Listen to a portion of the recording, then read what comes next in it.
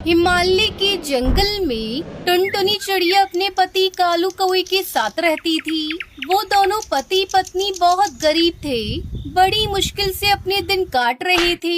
एक दिन की बात है। इस बार क्या सोचा है जी? क्या लगाओगे? सोच रहा हूँ इस बार मटर लगाऊं। पर 2 साल पहले जब तुमने मटर लगाई थी तब पता है ना क्या हुआ था? हाँ याद है, आधी मटर खराब हो गई थी, लेकिन तब तो उसमें कीड़ा लग गया था ना। इस बार मैं ध्यान रखूंगा। ठीक है, और फिर क्या करोगे इतनी सारी मटर का? मटर पुलाव बनवाएंगे और भरपेट जी भर के खाएंगे, और क्या। कालू कौवे की बात सुनकर उसकी पत्नी टुनटुनी चिड़िया भी हंस पड़ी। बारिश का मौसम आने वाला था, तो इस बार कालू ने तय किया कि वो अपने खेतों में मटर लगाएगा। उसने बड़ी मेहनत से खेत को तैयार किया और मटर के बीज भी बो दिए। कुछ दिनों बाद पहले पौधे आए और फिर उन पर हरी हरी मटर लगनी भी शुरू हो गई। टुनटुनी, ओ टुनटुनी, चलो जरा तुम्हें कुछ दिखाना है। कालू कौवा टुनटुनी चिड़िया को मटर के खेत में ले जाता है। खेत देखकर टुनटुनी चिड़िया के चेहरे पर भी मुस्कान आ गई। पूरा खेत हरी भरी मटरों से भरा हुआ था। ऊपर वाले की कृपा से बहुत बढ़िया फसल हुई है इस बार। तुम देखना टुनटुनी, इस बार खूब अच्छे पैसे मिलेंगे इन मटरों के। मैंने सोच लिया है, पैसे आते ही सबसे पहले घोंसले की छत ठीक करवाऊंगा। और कोई खर्चा है क्या, वो भी बता देना। हाँ है ना, एक बढ़िया सा हार भी दिला देना मुझे। हाँ ले लेना, एक नहीं तुम 2 हार ले लेना इस बार।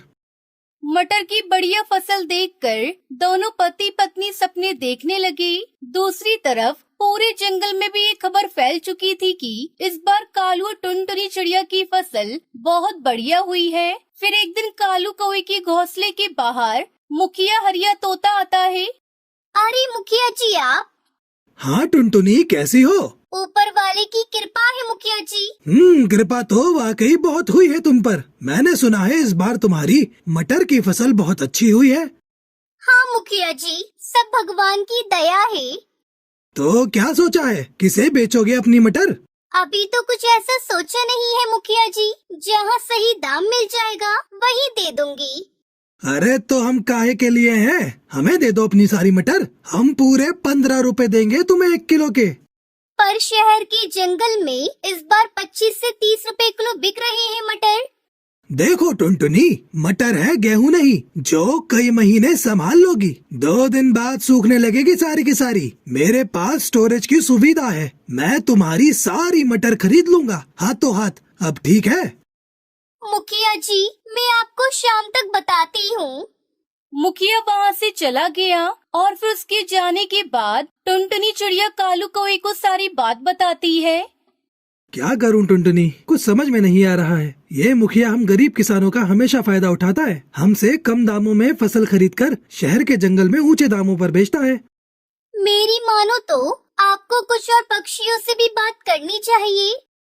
इतना आसान नहीं है टुनटुनी। मुखिया हरी तोते की मर्जी के बगैर कोई पक्षी मेरी मटर नहीं लेगा। मुझे डर इस बात का है कि अगर सारी मटर यहीं सड़ गई तो 1 पैसा नहीं मिलेगा।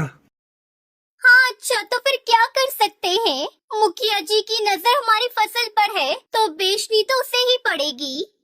दोनों ऐसे बातें कर ही रहे थे कि तभी उन्हें बाहर से शोर सुनाई दिया। पक्षियों की चीखने चिल्लाने की आवाजें आ रही थी।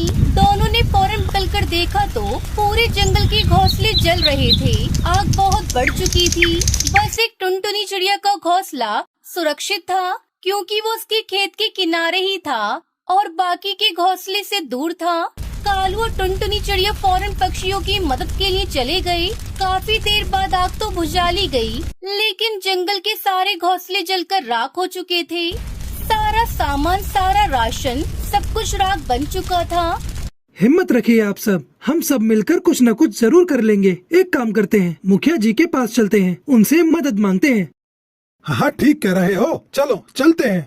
पूरे जंगल के पक्षी मुखिया के पास पहुंचते हैं। जंगल के पक्षियों ने मुखिया को अपनी परेशानी बताई तो मुखिया ने उन सबको दुत्कार दिया।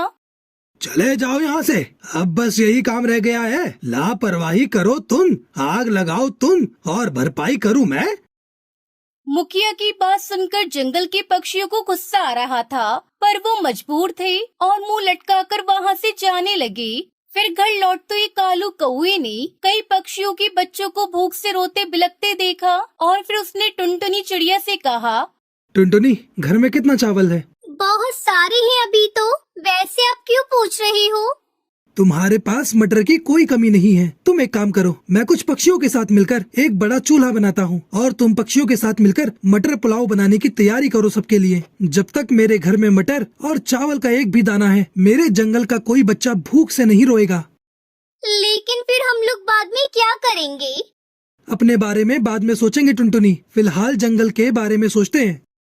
टुनटुनी चिड़िया ने इसके बाद कुछ नहीं कहा और खाना बनाने की तैयारी शुरू कर दी। अगले कुछ दिनों तक टुनटुनी चिड़िया की रसोई में ढेर सारा मटर पुलाव पकता रहा और जंगल के पक्षियों की भूख मिटाता रहा। सारे पक्षी कालू टुनटुनी चिड़िया को दुआई दे रहे थे, लेकिन फिर धीरे धीरे कालू के घर चावल और मटर खत्म होने लगे और कालू और टुनटुनी चिड़िया सोच में पड़ने लगी। तभी एक दोपहर कुछ ऐसा हुआ जिसकी उम्मीद किसी को नहीं थी। अरे सेठ जी, आप मुझ गरीब के घर, आप अंदर आइए, यहाँ बैठिए। अरे बस करो भाई, तुम पहले ही बहुत कुछ कर चुके हो। यहाँ जो कुछ हुआ उसके बारे में मुझे सब पता चल चुका है, लेकिन अब किसी को परेशान होने की जरूरत नहीं है। मैंने आदेश दे दिए हैं, अब सब कुछ ठीक हो जाएगा। और हाँ, तुम्हें अब जंगल के मुखिया के लिए चुना जाएगा। आपका बहुत बहुत शुक्रिया सेठ जी, अब तो कुछ नहीं चाहिए। तुम्हारे जैसे उम्मीदवार जो सच्चे दिल से गरीब पक्षियों की सेवा करते हैं, वही सही मायने में मुखिया होते हैं। अब कालू कौवे को मुखिया बनने से कोई नहीं रोक सकता था, क्योंकि सारे जंगल के पक्षी कालू और टुनटुनी चिड़िया के साथ होते हैं। कालू कौवा जंगल के पक्षियों का मुखिया बन जाता है और फिर उसकी सारी मुसीबत दूर हो जाती है। साथ ही जंगल के पक्षी खुशी खुशी रहने लगते हैं।